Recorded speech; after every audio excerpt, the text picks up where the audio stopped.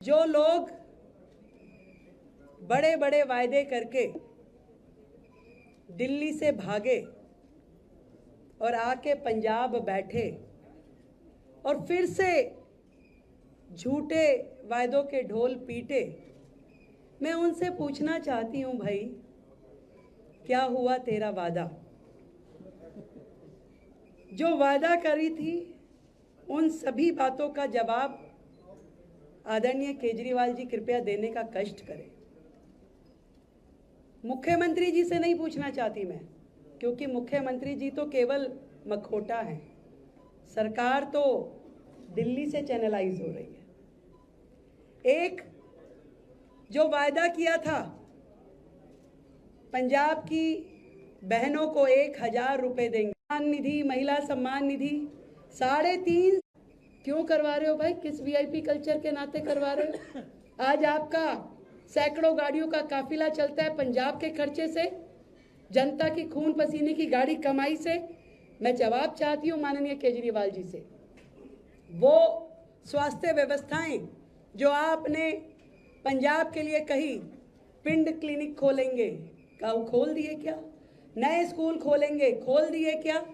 और सबसे बड़ा प्रश्न मेरा, नशे के युद्ध नशे के विरुद्ध क्या हुआ?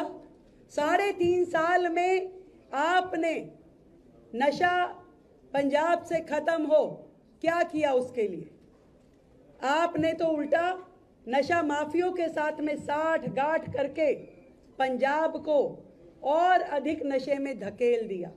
नकली शराब से लोग मर रहे हैं और आप क्या कर रहे हैं? आप बिल्डर माफिया के साथ मिलके बेचारे गरीब किसानों की जमीन हथिया रहे हैं। माननीय केजरीवाल साहब, जिस दिल्ली की जनता ने आपको इतना समर्थन दिया था, जरा सा नाराज हो गई दिल्ली की जनता आपके कुकर्मों से, तो पंजाब आके बैठ गए। जवाब चाहती हूं मैं आपसे, आज दिल्ली के लोगों को भूल गए? आज पंजाब के लोगों का खून चूसने के लिए यहां पर आकर के जिस तरीके की भ्रष्टाचार की राजनीति आप कर रहे हैं, सरकार को आपने खोखला कर दिया, पंगु कर दिया। वो सरकार पंजाब की जो शायद जनता के हित में काम करती, परंतु आपने आज उसे 4 लाख करोड़ के कर्ज के नीचे दबा दिया अपनी गलत नीतियों के कारण, जिसका हर्जाना किसे भुगतना पड़ेगा? पंजाब की जनता को।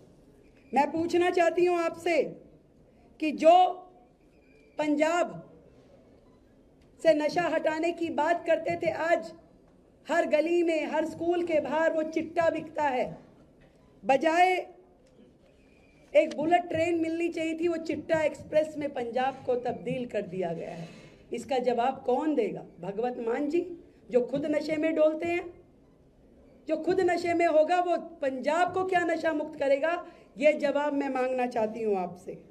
जो लोग लगातार पंजाब को नुकसान पहुंचा रहे हैं, वो लोग जो लगातार पंजाब की सुरक्षा के साथ खिलवाड़ कर रहे हैं, वैसे तो उनके लिए ये बात कही जाए कि भोली सूरत दिल के खोटे, नाम बड़े और दर्शन छोटे। वो दर्शन दिखाने आई हूं मैं दिल्ली से आपको, जो दर्शन दिल्ली में बड़े बड़े वायदे करके उन्होंने कहा कि हम दिल्ली को लंदन बना देंगे, पेरिस बना देंगे, उसकी सच्चाई खोलने आई हूं कि लंदन पेरिस तो छोड़िए, देश की राजधानी दिल्ली को उन्होंने 10 साल पीछे धकेल दिया, जहां एक भी काम उन्होंने डेवलपमेंट का नहीं किया। केवल और केवल भ्रष्टाचार, विज्ञापन, एडवर्टीजमेंट। उन्हें एक ही चीज इस पढ़ी लिखी सरकार को आती थी, समझदारी से वो रास्ता निकालना जहां काम ना करना पड़े और प्रचार बढ़िया हो जाए।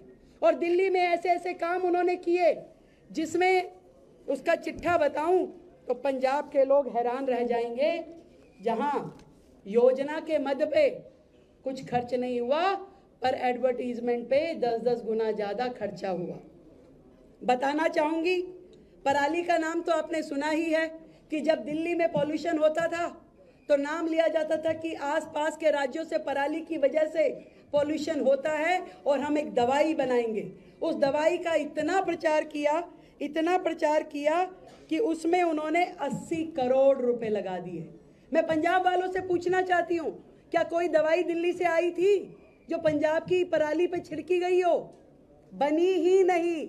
ऐसा काम जो हुआ नहीं और 80 करोड़ रुपए का खर्चा कर दिया गया, ये है माननीय केजरीवाल। वो व्यक्ति जो दिल्ली में पॉल्यूशन खत्म करने के लिए क्या काम किया? एक टावर लगाया, कितने का? 2 लाख रुपए का। खर्चा कितना किया उसकी एडवर्टीजमेंट पे? 24 करोड़ रुपए। ये है माननीय केजरीवाल साहब। इसी तरीके से कोई भी योजना आप उठा के देख लीजिए, पूरा चिट्ठा है मेरे पास, पूरा चिट्ठा। एक एक योजना का मद जितने की वो योजना है उससे 10 गुना ज्यादा। एक और बताती हूँ आपको, एक बनाया शॉपिंग फेस्टिवल। वो शॉपिंग फेस्टिवल की एडवर्टीजमेंट पे खर्चा किया 25 करोड़। आपको सुन के हैरानी होगी, वो शॉपिंग फेस्टिवल दिल्ली में हुआ ही नहीं। ये हैं केजरीवाल जी और इनकी आम आदमी पार्टी। और इसलिए मैं आज आप लोगों को बताना चाहती हूँ कि इनके झांसे में ना आइएगा। 3.5 साल बीत गए, उनके किए हुए वादे का वाह भी अभी लिखा नहीं गया। 1.5 साल में बड़े बड़े वादे करने वाले कि 1.5 साल में हम क्या दे देंगे। ये ऐसे लोग हैं जिन्हें ना जनता से प्यार, ना राज्य से प्यार, ना देश से प्यार।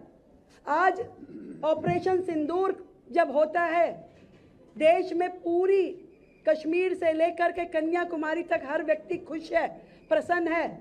मैं आज केजरीवाल जी आपसे पूछती हूँ, आपके मुंह में क्यों गोंद लग गई भाई? आप नहीं बोल रहे, आपके सांसद कुछ क्यों नहीं बोल रहे? एक शब्द आपके मुंह से देश की सेना के लिए अच्छाई का निकला नहीं। ऊपर से आपके लोग भद्दी टिप्पणियां करते हैं देश की सेनाओं के ऊपर। मैं आपसे सवाल पूछती हूँ, ये जो ऑपरेशन सिंदूर हुआ, आज दिल्ली में बैठा हुआ व्यक्ति वो महसूस नहीं कर सकता जो पंजाब में व्यक्ति रह करके उसका दिल कांपता है जब सामने से मिसाइल आने की बात होती है, तोप आने की बात होती है। परंतु ये नरेंद्र मोदी जी का नेतृत्व था जिसके कारण से जिस तरीके की व्यवस्थाएं और सुरक्षा एयरड्रोम जोन यहाँ बनाया गया, एक भी ड्रोन, एक भी मिसाइल पंजाब की सरहद को क्रॉस नहीं कर सकी। ये नरेंद्र मोदी जी की निर्णय क्षमता थी और उनके द्वारा विकास पे किया हुआ, वो डिफेंस पे किया हुआ खर्चा था जिसके कारण से आज पंजाब सुकून में है। आपसे एक शब्द मुंह से नहीं निकला देश की केंद्र की सरकार की बड़ाई में। उल्टा आप जब बोलते हैं देश की सेनाओं के खिलाफ बोलते हैं, देश दुश्मनों के साथ खड़े हुए दिखाई देते हैं। मैं आपसे सवाल पूछना चाहती हूँ कि आखिर आपका इस मातृभूमि से, इस पंजाब की वीरों की धरती से कुछ संबंध है या नहीं है? मैं आपसे सवाल पूछना चाहती हूँ भाई, आज आप झूठी पंजाबियत दिखाते हो। जब आप 10 साल दिल्ली में राज किया, एक भी पंजाबी मंत्री, सिख मंत्री आपकी कैबिनेट में कभी नहीं रहा। क्या आपने इनको इस लायक नहीं समझा कि कभी आपकी सरकार में कोई पंजाबी व्यक्ति जुड़ जाए, कोई सिख व्यक्ति जुड़ जाए? जबकि आज दिल्ली में भारतीय जनता पार्टी में सिख मिनिस्टर भी है, पंजाबी मिनिस्टर भी है। आपने कभी इस लायक पंजाब को, न पंजाबियों को, न पंजाबियत को समझा। आपने दिल्ली में जितने भी पंजाबी स्कूल थे वहां पे उनकी सबकी लैंग्वेज बंद करवा दी, पंजाबी लैंग्वेज। और आज आप पंजाब में बैठ करके पंजाब पे शासन करना चाहते हो।